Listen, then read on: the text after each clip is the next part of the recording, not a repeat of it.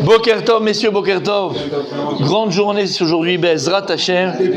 Grande journée aujourd'hui, Bezrat Hashem, pour la famille Louzoun et la famille Shisha, qu'on aime tellement dans laquelle il y a Behemet. Vous savez que tout ce qu'on dit, c'est Emet. On ne veut rien rajouter, ni dire moins, ni dire plus.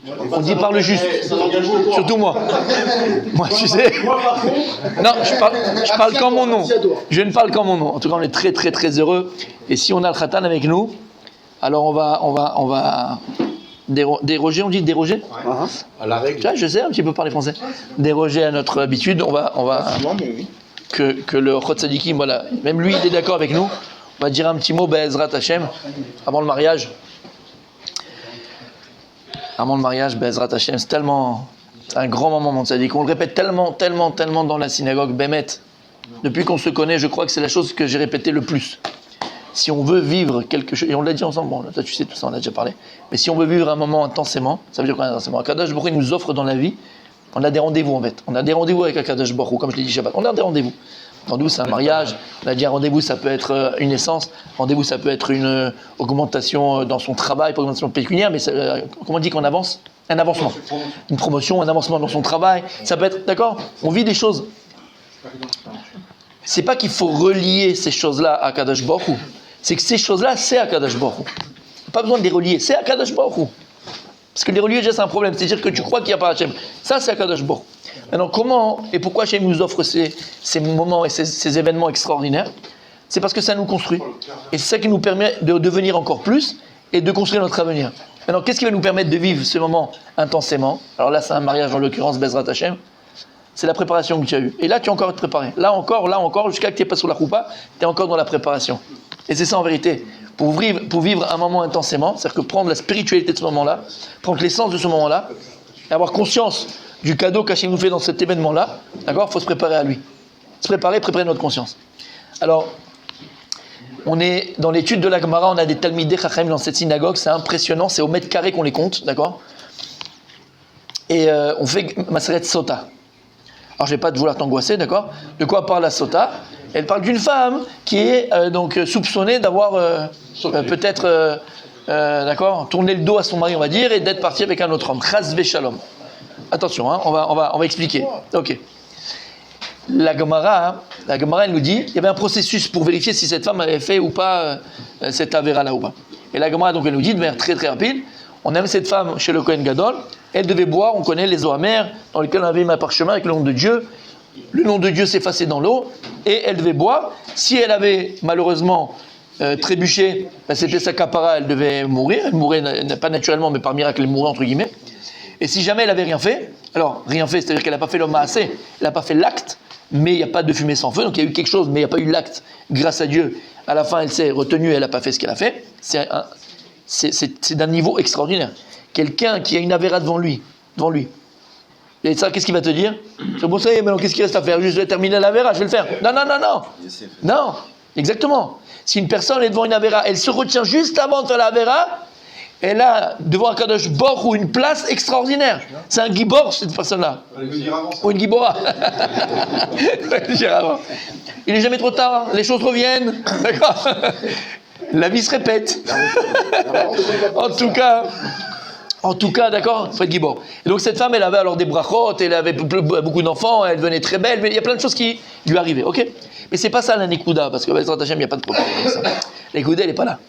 Le Moussar Askel qu'on apprend de là, hein, c'est que la Gemara nous dit quelque chose d'extraordinaire. La Gemara nous dit que parfois les eaux amères, pour venir livdok, comme on dit, livdok et taïcha, vérifier la femme, mais parfois ça ne marchait pas. Parfois c'est nous ne marchait pas. Comment ça ne marchait pas? C'est Mina Shamaim, comment ça ne marche pas? Ça ne marche pas. Et la Gemara, elle dit, pour que les hommes marchent, il faut que l'homme aussi soit naki. Si l'homme lui-même c'était un petit rigolo, un petit Casanova, un petit, d'accord, on a compris, d'accord, un petit cuicui, d'accord, qui allait voir des orthronies chez Mishmor, eh ben ça marchait pas. Si l'homme lui n'était pas propre en lui, ça marchait pas chez la femme. C'est une preuve que lui il était pas. Des fois ça marchait pas parce qu'exactement c'est que lui qui était tordu à la base. Et la Gemara elle dit pourquoi? Alors pourquoi elle a fait ça? Elle a dit toi tu veux me faire comme ça moi derrière le dos, alors moi aussi je te fais derrière le dos. Entre guillemets elle voulait se venger de son mari. Pour dire quoi tout ça? Elle savait que ça pour dire quoi? elle. Ça veut dire quoi? Alors, j'ai dit qu'il y avait presque des Talmidei Chachamim, mais on a aussi des élèves. Qu'est-ce qu'il y a? Alors, si la femme, elle sait que son mari, il est olé. Ouais. Et elle connaît. Elle sait que ça marche pas, bien sûr, elle sait. que ça marche pas. Ouais, Donc elle elle fait fait ça. très. Chemishmor, non, Chemishmor. Elle est Bechayamina Shamaim, là, elle va pas exploser, mais c'est absurde de faire une chose pareille. Juste pour dire quoi? Pour dire un Moussar Mais Hatzkel. elle va aller Ça veut dire que dans le couple, très souvent, on demande beaucoup à l'autre. On attend beaucoup. Dans le couple, on attend beaucoup de l'autre. On attend beaucoup de l'autre. On est très exigeant aussi beaucoup avec son conjoint ou sa conjointe. Très exigeant. Il faut que ce soit comme ça, il faut comme ci, il faut comme ça, il faut comme ça. Habibi, Habibi, Habibi. Avant d'exiger quelque chose à quelqu'un, il faut d'abord, est-ce que moi, je me demande aussi cette même exigence? Est-ce que moi, je suis 100% aussi dans ce que je demande à l'autre? Je ne vais pas demander à quelqu'un quelque chose si toi, tu ne l'es pas. Ça va être dans l'éducation, c'est pareil. Tu peux demander à ton fils, mon fils, il faut aller à l'Yeshiva, alors que toi, l'Yeshiva, pour toi, c'est des parasites. Tu ne veux pas dire à ton fils ou à ta fille, regarde, sors pas comme ça, alors que la maman, elle sort avec le cache-colle, elle n'a même pas de jupe pratiquement. Et tu dis à ta fille, non chérie, sors de Betsiniout. Ça ne marche pas. Donc, première chose dans le mariage, c'est que tu ne peux pas demander à quelqu'un ou exiger de quelqu'un quelque chose que toi-même tu n'es pas. Yefcha. Et je vais même aller plus loin. Il nous avait dit le Rav Herrera. Le Rav Herrera, c'était un Rav d'Extéban. Et j'ai eu la chance, Mamash, et l'honneur surtout, de pouvoir entendre de ses shiurim le vendredi soir, juste avant Arvit. Un petit groupe, on était un tout petit groupe. C'était vraiment, vraiment un VIP. Il nous parlait que du mariage et comment se comporter avec sa femme. Il nous a dit quelque chose d'extraordinaire, qui m'a beaucoup aidé aussi. Il avait dit, pourquoi la Torah, elle donne 1 an pour le Khatan et la Kala? 1 an, ils vont pas à la guerre, ils vont pas ceci, machin. Ils sont 1 an, Mamash, pour être ensemble, et pour 1 an. D'accord? Après toute la vie, il ne sera jamais 1 an où, attention, on fait attention à eux, comme Khatan et Kala, ils sont comme Melech et Kala, il ne va pas à la guerre, il ne va pas ceci, il ne va pas cela. Pourquoi la Torah donne 1 an? C'est ce qu'il nous a dit? C'est ce qu'il nous a dit?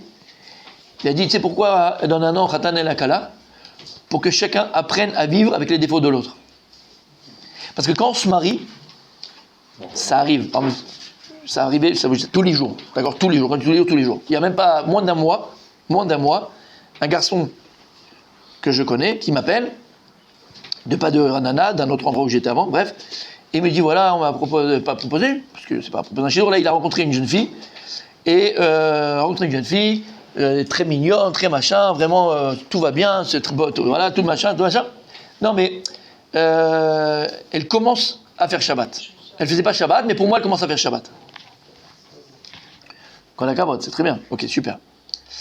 Mais le problème, il est que quand on se marie, très souvent, tu dis oui, mais moi je vais la changer, ou bien je vais le changer, machin. Ça c'est pipeau. Tu ne changes rien du tout, fils. Quelqu'un qui se marie en pensant qu'il va changer l'autre, il reste à la maison. On ne se marie pas pour changer l'autre. L'autre, il se doit changer tout seul. Et il nous disait, on a 1 an pour être avec notre épouse, la Kala ou le Khatan, pour qu'on s'habitue à vivre avec ses défauts, avec les défauts de l'autre. Voilà pourquoi on a 1 an pour être ensemble. Au début, vraiment ensemble. Pour apprendre à vivre avec les défauts de l'autre. Donc, le mariage aussi, c'est pas se dire, je vais venir et je vais transformer la personne, je vais la machin. Non, ça c'est son problème. Après, oui, on a des façons de faire pour que la personne elle évolue avec nous, tout ça. Oui. Mais en tout cas, ça vient pas de toi. C'est pas ton travail, entre guillemets, direct. C'est indirectement. Ton travail ou son travail à elle, Bezrat Hashem. Et je termine par une seule chose, et pour moi c'est la plus belle, et c'est la plus vraie. Moi, personnellement, j'ai dû tomber malade pour le comprendre vraiment. D'accord? Et je vais te dire, donc tombe pas malade pour comprendre, c'est une chose pareille. Mais vraiment. On a vu dans Maseret Sota. La Gemara, elle dit, dans Moed Katan, et dans Sota aussi, Ish veisha, Zachou, Shrina benehem. On l'a vu dans Sota. Un homme et une femme, Zachou, s'ils ont le mérite, Shrina benehem. La Shrina, la présence divine, elle repose entre eux. D'accord? Rav Dessler, il dit que le mot Zechut, tu peux le comprendre, soit Srout, Zechut, c'est Srout par mérite, ou bien par Zachut. Tu enlèves juste le Sheva et tu le remplaces par un Kamatz. Zachut. Et Zachut, c'est quoi? Pureté. Où on voit ça, par exemple, lorsque Kadosh Baruch Hu demande à Moshe Rabbeinu de prendre du Shemen Zaït pour allumer la menorah, il dit Shemen Zaït, Rabbi, Zach. Zach, mais Shon Zechut. Et c'est pas Zechut, Zach c'est pur. Du Lachon, Zachut. Zachut c'est quoi? Zachut c'est la pureté. Et il vient et en fait il dit Rav Dessler, Ish veisha. Zachou, pas Zachou les Lachon, ils ont le mérite. Zachou, Shrina benem. Zachou Lachon, pureté. Shrina benem. S'il y a la pureté, Alors la Shrina, Akadosh Baruch Hu repose en eux. Et en fait, c'est quoi hein, cette pureté-là? Zachou. C'est quoi, quelle pureté il faut avoir là? Tu vas me dire, s'il y a Tarat Mishpacha, si on regarde toutes les halachot de Nida, s'il y a la Gdusha à la maison, s'il y a la Torah à la maison. Non, attends, c'est pas que ça, écoute bien. On va raconter une petite histoire, on termine avec ça. Il y avait une fois dans un kollel, j'ai raconté cette histoire déjà, dans un kollel, très connu, à l'époque, où il y a un jeune étudiant jeune marié, qui vient pour s'inscrire dans ce kollel-là.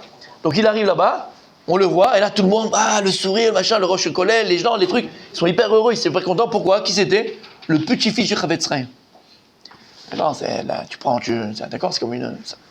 C'est quand Nvidia elle fait. Quand Nvidia elle rachète ou elle s'associe avec une autre compagnie, la compagnie elle prend 50% le jour même, d'accord? C'est pareil. Tu fais venir le petit fils du Chavetz Chaim dans ton kollel, le kollel il prend 50%. Elle m'a la sorte, quand il demande de l'argent, j'ai le petit fils du Chavetz Chaim, c'est pas pareil quand tu dis que bon, d'accord? Ok. Et donc il est là, il est machin, ils sont hyper contents, hyper heureux de l'avoir dans le kollel.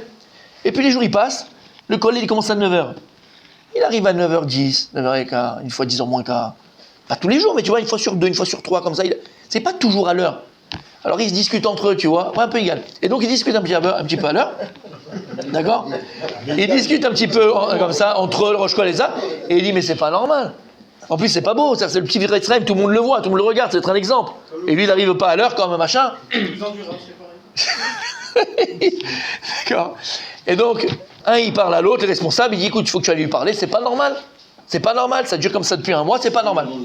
Et le Rosh Kollel, il va le voir, il lui dit, écoute, il faut que je te parle, lui, il va le voir, machin, lui, qu'est-ce qui se passe? Il dit, écoute, toi, petit fils du Chavetz Chaim, on t'a pris, on a crié, ça va faire monter le Kollel, le machin et tout. Une fois sur 2, une fois sur 3, t'arrives pas à l'heure, t'as vu 9h30, 9h15, 9h machin. Kollel, il commence à 9h, qu'est-ce qui se passe? Si ton grand-père, il te voyait, il aurait vraiment honte de toi. Qu'est-ce qu'il lui répond, mon tzaddik? Il dit, non, excuse-moi, non, je vais t'expliquer. Il dit, tous les matins, je viens à l'heure, je viens pour partir, je suis là, tu vois. Et j'entends une dame, j'entends une femme, et là, et j'entends un enfant, il dit, maman, mon biberon, et après j'entends un bébé qui pleure, et le cours pour la couche, pour le machin. Et quand je vois ça, je peux pas, c'est pas possible, j'ai dit, c'est pas possible, pas laisser cette femme toute seule. Alors je l'aide, une fois sur 2, une fois sur 3, je l'aide et je fais ce que je peux.